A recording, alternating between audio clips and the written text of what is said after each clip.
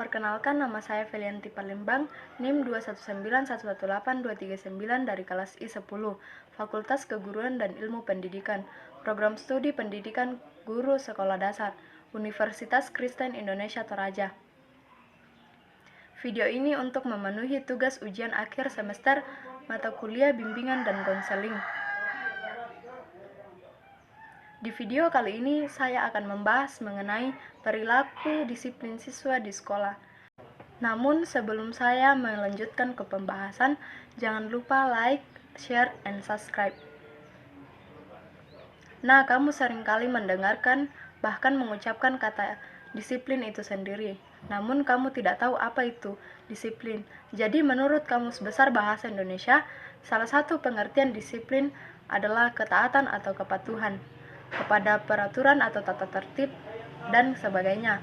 Dalam pengertian disiplin tersebut ada dua kata kunci utama, yakni taat atau patuh dan aturan atau tata tertib. Hal ini dapat dimaknai bahwa disiplin tumbuh dari sikap patuh dalam diri seseorang untuk mengikuti aturan yang telah dibuat untuk diri maupun lingkungan sekitarnya. Disiplin juga merupakan salah satu kebiasaan yang baik dalam pola hidup masyarakat secara umum. Tidak hanya itu, bahkan sebagian orang percaya bahwa disiplin dapat menjadi salah satu kunci kesuksesan keberhasilan seseorang dalam menuntut ilmu dan dalam hal-hal yang lain. Karena pentingnya hal ini, setiap orang wajib mengetahui segala informasi tentang disiplin agar dapat mengaplikasinya dalam kehidupan sehari-hari. Di sini saya akan memberikan sebagai contoh dalam pelaksanaan disiplin siswa di sekolah. Yang pertama, disiplin dalam kerapian. Hal ini berarti siswa sudah menerapkan disiplin sekolah dalam hal kerapian itu pada kategori baik. Siswa menyadari kebutuhan dan kewajibannya sebagai pelajar dan untuk mematuhi dan mengikuti aturan yang ada di sekolah. Aspek-aspek yang tercakup dalam tata tertib itu adalah sebagai berikut. Yang pertama, tugas dan kewajiban dalam kegiatan sekolah meliputi masuk sekolah, waktu belajar, waktu istirahat, waktu pulang.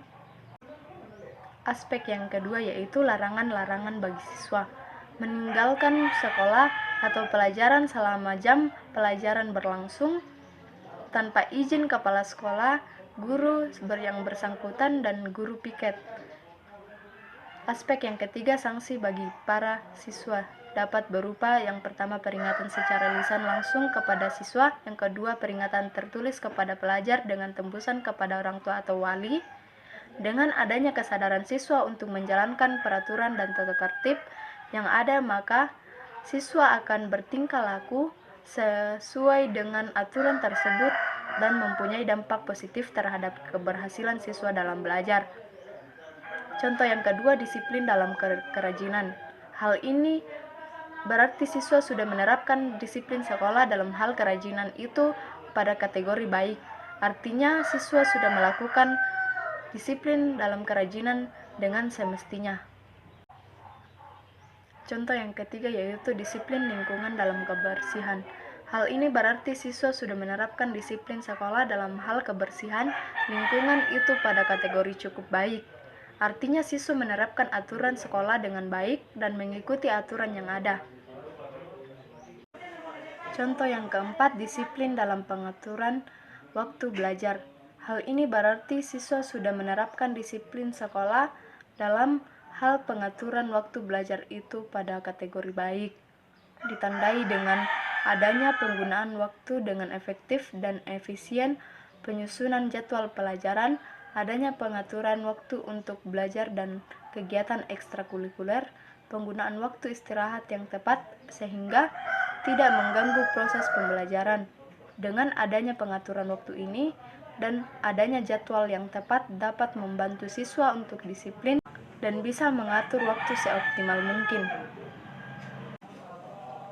Contoh yang kelima yaitu disiplin dalam kelakuan. Hal ini berarti siswa sudah melaksanakan disiplin sekolah dalam aspek kelakuan itu pada kategori cukup baik. Namun, bagi siswa yang belum melaksanakan disiplin dalam kelakuan, menyatakan bahwa Peraturan yang ada di dalam sekolah kegiatan belajar selama ini tidak terlalu mengekang, tidak ada manfaatnya, merepotkan siswa dan menghambat ekspresi siswa.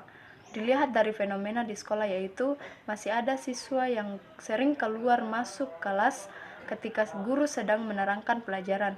Siswa terlambat menyerahkan tugas yang diberikan guru, cabut dalam belajar dan memakan makanan ringan di dalam kelas, serta tindakan lainnya.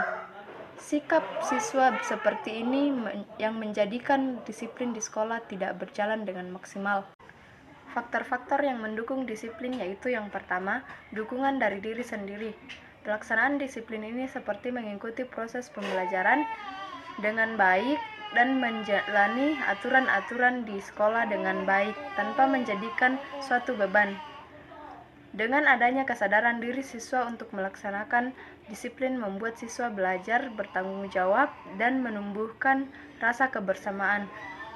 Faktor yang kedua yaitu dukungan dari teman sebaya.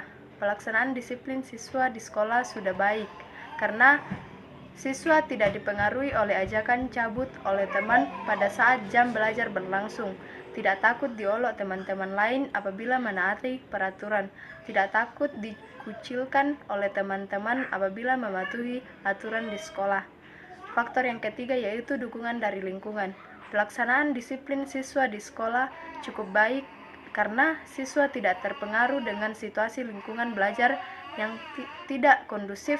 Siswa tetap mengikuti proses pembelajaran di sekolah, tidak terlambat datang ke sekolah meskipun jarak rumah yang cukup jauh. Demikian pembahasan dari saya mengenai perilaku disiplin siswa di sekolah. Jangan lupa tekan tanda like and subscribe-nya. Sampai jumpa di video channel saya Felianti. Sekian dan terima kasih.